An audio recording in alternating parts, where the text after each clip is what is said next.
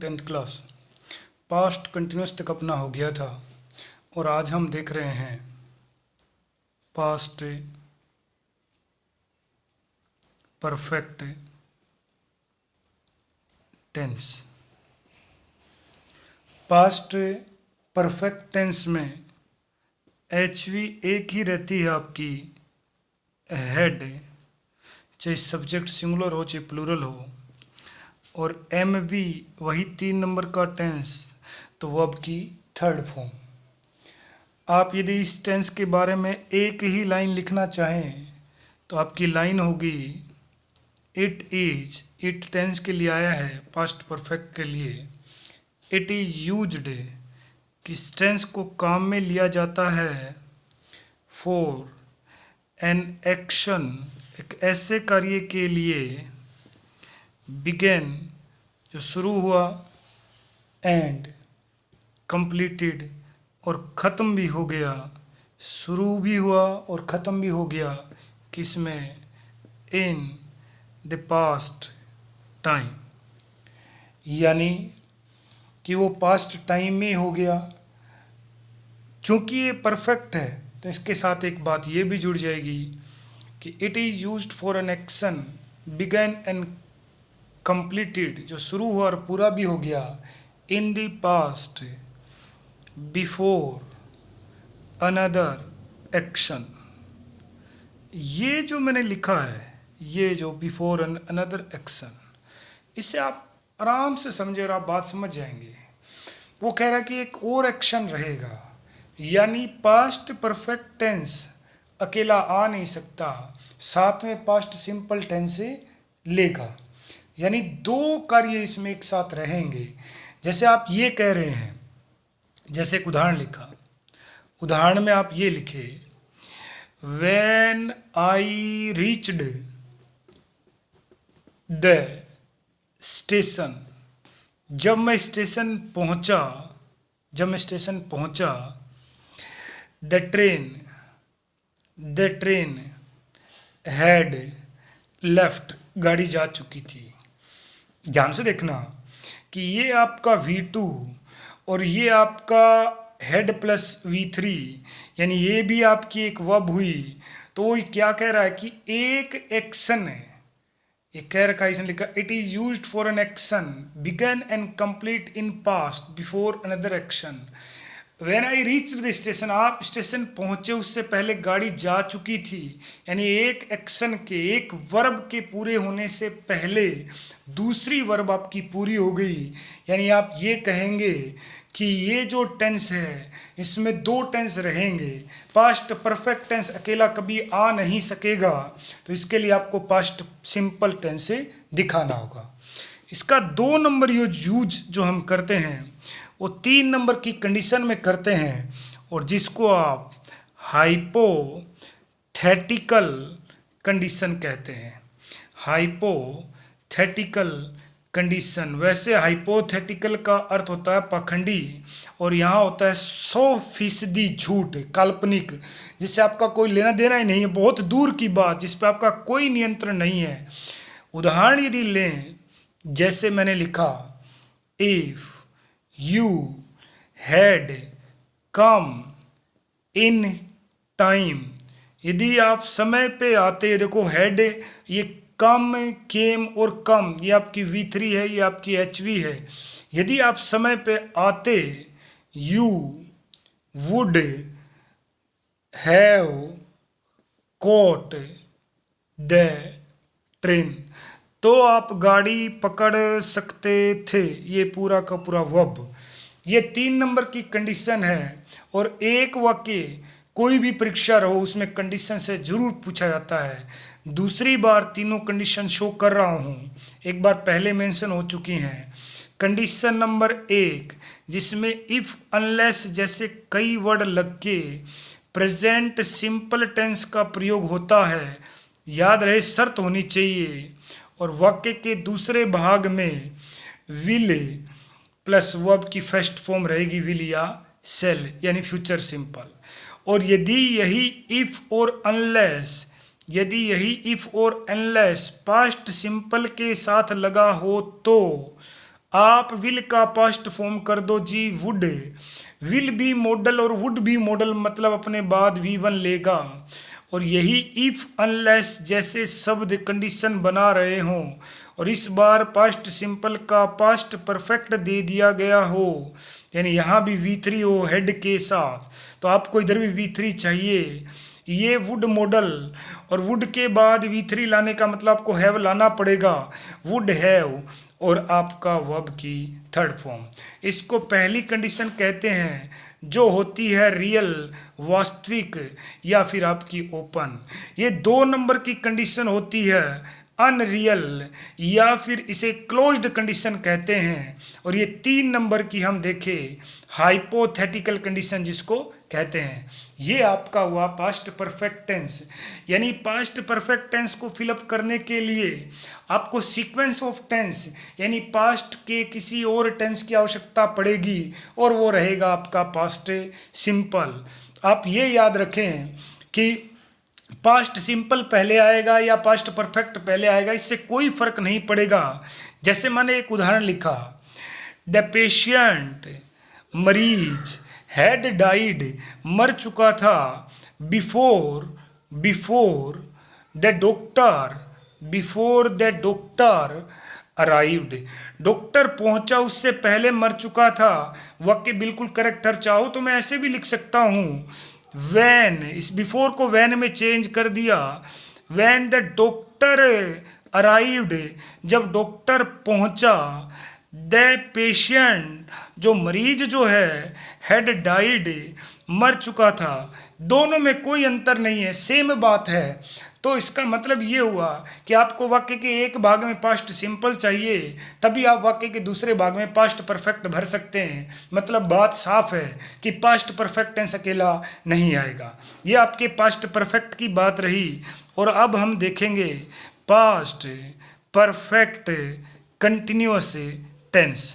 यानी past perfect continuous tense में क्या है। और मैंने पहले आपको सिखाया कि जितने भी परफेक्ट कंटिन्यूअस टेंस में हैं उनमें और उस टेंस के परफेक्ट में कोई अंतर नहीं है। बस इतना ही अंतर है कि आप HV के साथ क्या लगा दो, बीन लगा दो। जैसे पास्ट परफेक्ट की सहायक क्रिया हेड होती है और आप पढ़ रहे हो पास्ट परफेक्ट कंटिन्यूअस टेंस, तो बीन लगा दो।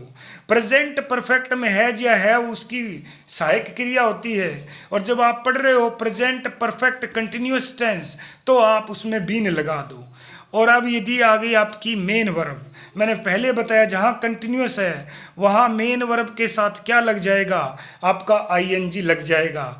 और क्योंकि आप परफेक्ट और कंटिन्यूअस दोनों का भाव दिखा रहे हैं, इसका मतलब इन सब के साथ आपको क्या चाहिएगा, टाइम चाहिएगा। और टाइम दिखाने के लिए आप 2 प्रेपोजिशंस काम में लेते हैं। प्रेपोजिशन नंबर 1 सिंस और प्रेपोजिशन नंबर 2 फॉर। और सिंस कब आता है, फॉर कब आता है, ये मैंने आपको अच्छे ढंग से सिखाया था। यानी इस टेंस के लिए जैसे मैंने एक सेंटेंस लिखा और सेंटेंस मैंने लिखा है एट दैट टाइम, उस समय। आप ध्यान से देखो ये पास्ट सिंपल की एडवर्ब है कि उस समय ही हैड बीन राइटिंग या ही हैड बीन लर्निंग, वह पढ़ रहा था। ए नोवेल, एक उपन्यास को। फॉर 2 आवर्स, 2 घंटे से। उस समय वो एक उपन्यास को 2 घंटे से पढ़ रहा था। अब ये कौन सा समय है, ये दिखाया उसने पास्ट सिंपल की एडवर्ब। यानी बात सीधी सी कि पास्ट सिंपल और पास्ट कंटिन्यूअस और पास्ट परफेक्ट और पास्ट परफेक्ट कंटिन्यूअस दिखाने के लिए आपको या तो पास्ट सिंपल टेंस चाहिए या फिर उसकी एडवर्ब चाहिए। यानी कहानी साफ है, आप देखो ध्यान से। 20 - 16 आप 4 लिखेंगे, लेकिन 16 - 20 पे आप -4 लिखते हैं, जबकि यहाँ प्लस नहीं दिखाते। यानी पास्ट का प्रयोग करने के लिए आपको पास्ट की एडवर्ब चाहिए हर हाल में। या फिर आपको पास्ट टेंस चाहिए उसके बगल में, तो ये इसकी बात रही पास्ट परफेक्ट कंटिन्यूअस की। एक और उदाहरण लेते हैं और उदाहरण से देखते हैं इस बात को। जैसे व्हेन आई मीट हिम, जब मैं उससे मिला, V2 लिखा है, आप ध्यान से देखना, MEET V1 होती है, ये MEET V2 है। लास्ट ईयर, जब पिछले वर्ष में उससे मिला, he had been learning English, वह इंग्लिश सीख रहा था या पढ़ रहा था फॉर 6 months, कि 6 महीने से वो ये कर रहा था। अब आपको बड़ी सरल और अच्छी बात बताता हूँ। हमने ये सीखा कि यदि आपका टेंस प्रेजेंट है, यदि आपका टेंस प्रेजेंट है, परफेक्ट है, यदि आपका टेंस प्रेजेंट परफेक्ट है, कंटिन्यूअस हो, या फिर आपका टेंस है पास्ट परफेक्ट है, कंटिन्यूअस हो, पास्ट परफेक्ट कंटिन्यूअस हो, या फिर आगे आएगा फ्यूचर परफेक्ट कंटिन्यूअस हो, तो इन टेंस की पहचान कराता कौन है? इन टेंस की पहचान कराते हैं सिंस और फॉर। तो पहला प्रश्न ये उठेगा दिमाग में कि सिंस और फॉर जब इन तीनों टेंस में आता है तो आप कैसे फैसला करेंगे कि ये प्रेजेंट परफेक्ट कंटिन्यूअस टेंस है, या फिर पास्ट परफेक्ट कंटिन्यूअस टेंस है, या फिर फ्यूचर परफेक्ट कंटिन्यूअस टेंस है, जबकि आप खुद लिख रहे हैं कि सिंस और फॉर इनकी पहचान है। तो आप इस बात को बहुत सरल शब्दों में समझे देखना कि यदि कोई वाक्य लिखा गया, कि यदि कोई वाक्य लिखा गया और उस वाक्य में पास्ट की एडवर्ब हो, यदि कोई वाक्य लिखा गया, जैसे मैंने लिखा, कोई भी वाक्य लिखा, जैसे मैं लिखा when I saw him, when I saw him yesterday, कि जब कल मैंने उसे देखा, ही हैड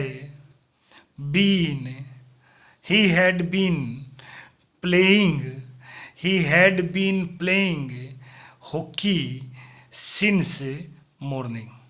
तो ध्यान से देखो आप कि जब ये लिखा हुआ है तो इसमें एक पास्ट की एडवर्ब दी गई है, तभी मुझे पता चला कि इसने पास्ट परफेक्ट कंटिन्यूअस टेंस लिखा जाए।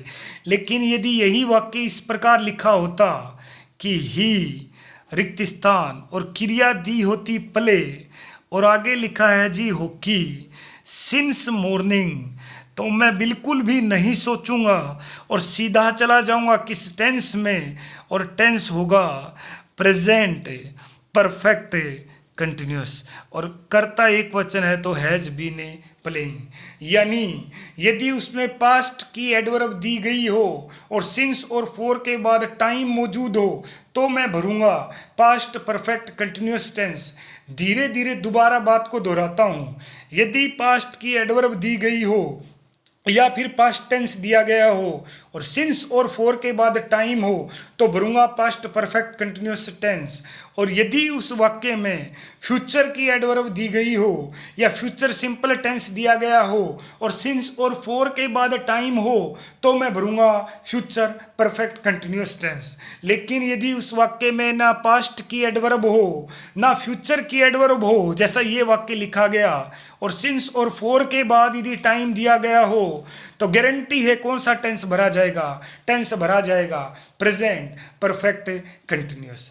यहाँ आपको एक प्रमुख बात और सिखाता हूँ और वो आप दिमाग में बैठा लो कि जब आप करेक्ट फॉर्म ऑफ वर्ब करेंगे, यानी जब आप क्रिया का सही रूप भरेंगे, तो आपको एक चीज सबसे पहले देखनी है, वो देखनी है कि आप कर्ता देखें, कर्ता सिंगुलर है जो हम चला भी रहे हैं सब्जेक्ट वर्ब एग्रीमेंट, या फिर प्लूरल है। और दूसरा आप क्या देखेंगे कि दिया गया वाक्य आपका एक्टिव है या फिर आपका वाक्य पैसिव है। ये ध्यान रखना, क्योंकि यदि मैंने उदाहरण लिखा, जैसे मैंने लिखा कि by the end of this month, इस महीने के अंत तक, इस महीने के अंत तक, he had been, he had been, sorry, by the end of this month, इस महीने के अंत तक, he will have been, he will have been played football, football, he had been, sorry, he will have been playing, he have been playing football for 20 hours। तो ये वाक्य जो है ये तो आपका एक्टिव है। देखो, by the end of this month, इस महीने के अंत तक, he will have been playing, वह खेल चुका होगा, फुटबॉल 20 घंटे खेल चुका होगा। यानी रोज खेलता है 1-2 घंटे, 3 घंटे, 4 घंटे। लेकिन जब वाक्य पैसिव का बनेगा, जब वाक्य पैसिव का बनेगा तो उस समय फिर आपको देखना पड़ेगा कि वो जो दिया गया वाक्य है वो पैसिव में किस प्रकार लिखा जाए, वो आपको ध्यान रखना है। और ये हम अच्छी तरीके से जानते हैं कि जो सब्जेक्ट्स आपके इनएक्टिव होते हैं, जो खुद कुछ कर नहीं सकते, उनके लिए फिर आप पैसिव वॉइस क्रिएट करते हैं, पैसिव वॉइस हमको लिखना पड़ता है। तो ये आप ध्यान रखेंगे। तो ये इस प्रकार आपका पास्ट भी पूरा हुआ। और अब हम बढ़ते हैं आगे फ्यूचर, हम आगे बढ़ते हैं फ्यूचर सिंपल टेंस की तरफ। फ्यूचर सिंपल टेंस बहुत सिंपल है, यानी एक तरीके से उसको टेंस में काउंट भी नहीं करते। तो लेकिन अब 10th क्लास के अकॉर्डिंग पढ़ा रहे हैं, तो आप ये मान लें कि फ्यूचर सिंपल देख रहे हैं। एक बार टाइम रहते हैं, प्रश्न सीधा रहे, कोई पूछे टेंस कितने, तो 2 ही रहेंगे, लेकिन टाइम के अकॉर्डिंग आप इसको एक बार देख रहे हैं। देखना, HV क्या रहती हैं, सेल और विल। याद रहे, सेल और विल मॉडल भी होते हैं और हम सब जानते हैं। और सेल और विल के बाद आप किसका प्रयोग करते हैं, हम सेल और विल के बाद V1 का प्रयोग करते हैं। तो आप सरल भाषा में ये कह सकते हैं कि इस टेंस का प्रयोग करने के लिए सबसे पहले आप इस टेंस की एडवर्ब्स जान लें, यानी वो कीवर्ड्स आप जान लें, मुख्य शब्द जान लें, जिन्हें देखकर आप इसका प्रयोग करते हैं। तो पहला होता है जी सून, जल्द ही। दूसरा होता है जी सून शॉर्टली, जिसका अर्थ भी जल्द ही होता है।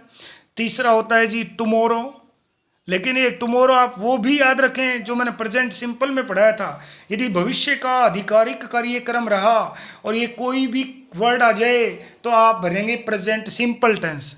अगला इसी में देखते हैं, नेक्स्ट के आगे डे दिया, नेक्स्ट के आगे वीक दिया, इत्यादि कुछ भी रहे, ये आपको याद रखना है।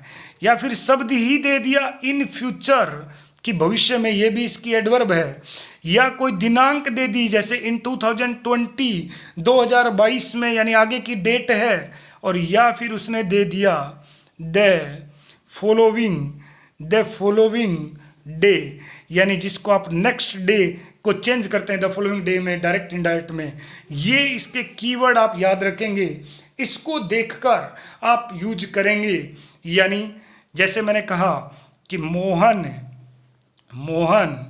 Will go to market, Mohan बाजार जाएगा टुमारो, कल मोहन बाजार जाएगा। ठीक, आप टुमारो देखे और ये आप कर दिए, साधारण बात है।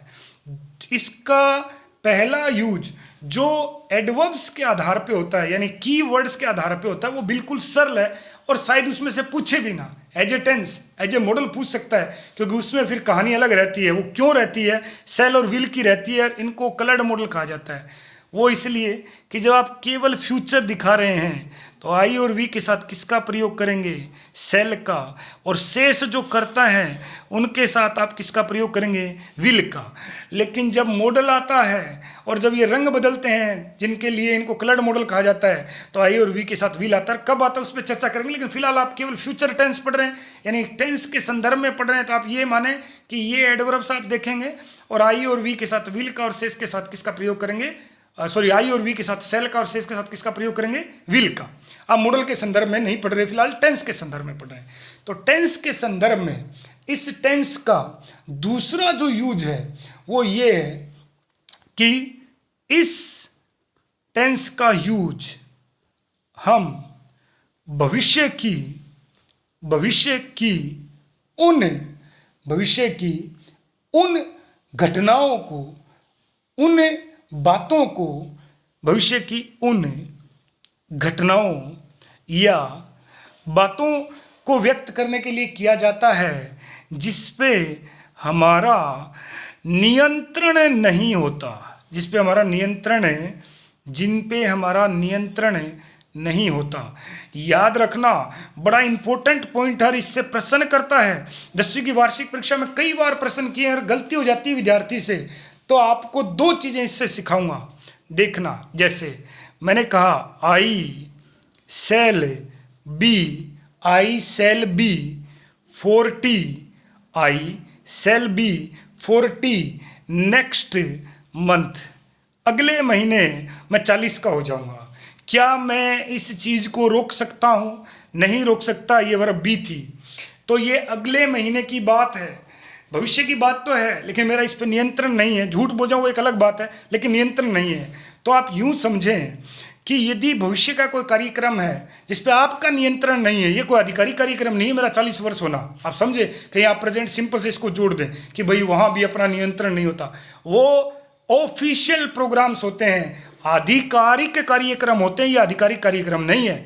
अब आप एक और देखना, सेल बी मॉडल और विल बी मॉडल, और प्रश्न रहेगा, और आप याद रखना ये हमेशा कि मॉडल के बाद हमेशा V0 आता है, यानी क्रिया का कौन सा फॉर्म आता है? बेस फॉर्म आता है। क्रिया का पहला रूप नहीं आता, ये सिखाया गया हमें 9वीं क्लास तक। क्रिया का पहला रूप यदि आता तो बी का पहला रूप होता है इज एम आर, और यहाँ फिर वाक्य भरा जाता आई सेल M 40 नेक्स्ट मंथ, जो बिल्कुल गलत रहता। ये बात आप दिमाग में बैठा लें, एकदम फिक्स है। चलिए जी, इसका तीसरा यूज जो है वो ये है, निम्न फ्रेजिज, यानी निम्न फिक्स फ्रेज होती हैं, पंक्तियां होती हैं के साथ, निम्न फ्रेजिज के साथ इसका प्रयोग किया जाता है। और वो फ्रेजिज क्या है? 4 शब्द हैं, दिमाग में बिठा लेना। यदि लिखा है आई थिंक, मैं सोचता हूं, यदि लिखा है आई एक्सपेक्ट, मैं आशा करता हूं, यदि लिखा है आई बिलीव, मैं ये मानता हूं, और यदि लिखा है आई थिंक, हो गया एक्सपेक्ट, हो गया आई एश्योर, यदि ये लिखा हो आई एश्योर, ये 4 शब्द इनके साथ, तो आप किसको भरेंगे? फ्यूचर सिंपल टेंस को भरेंगे। जैसे I think India will win the match. I think, मेरा ये मानना है कि भारत ये मैच जीत जाएगा। एक और उदाहरण लेते हैं, जैसे आई एम श्योर, कि मैं पूर्ण आश्वस्त हूँ, रोहन, कि जो रोहन है, रोहन जो है वो प्राप्त करेगा, Rohan will get first division, कि वो प्रथम श्रेणी है उसको प्राप्त कर लेगा। तो ये फ्रेज आपको याद रखनी है। और इसका अगला जो प्रयोग है, चौथा जो प्रयोग है, वो आपके कंडीशनल सेंटेंसेज में होता है। यानी आपके जो कंडीशनल सेंटेंसेज हैं, और जो 3 हैं, जिनको 3-4 बार बता चुका हूँ, और उसकी पहली कंडीशन में इसका यूज होता है, जिसको हम ओपन या रियल कंडीशन कहते हैं। और जिसका एक उदाहरण और देख लेते हैं, जैसे इफ यू वर्क हार्ड, यदि आप कठिन मेहनत करते हैं, यू विल पास, तो आप पास हो जाएंगे। और ये इसकी कंडीशन है, ये कंडीशनल सेंस में इसका प्रयोग होता है। तो ये आपको ध्यान रखना है। तो इस प्रकार ये हमारा हो गया फ्यूचर सिंपल टेंस। इसके चारों उपयोग आपको बता दिए कि निम्न फ्रेजेस के साथ 1 नंबर, आपका कंडीशनल सेंटेंस दिखाता है 2 नंबर, भविष्य के ऐसे कार्यक्रम जिसका आपका नियंत्रण नहीं है 3 नंबर, और एक कीवर्ड के अनुसार आपका आता है। तो ये आपका हुआ फ्यूचर सिंपल। फिर अब जब आप इन टेंस को पढ़ रहे हैं तो आप प्रमुख बात दिमाग में क्या रखें?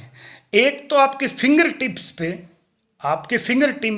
पे एडवर्ब याद होने चाहिए। जैसे मैंने कहा रिसेंटली उत्तर होना चाहिए प्रेजेंट परफेक्ट, मैंने कहा यट उत्तर होना चाहिए प्रेजेंट परफेक्ट, मैंने कहा एट दिस टाइम उत्तर होना चाहिए प्रेजेंट कंटिन्यूस, मैंने कहा दोज डेज उत्तर होना चाहिए पास्ट कंटिन्यूस। एक तो आपको इनके कीवर्ड्स उंगली पे याद रखें। दूसरा, किस टेंस का उपयोग क्या है?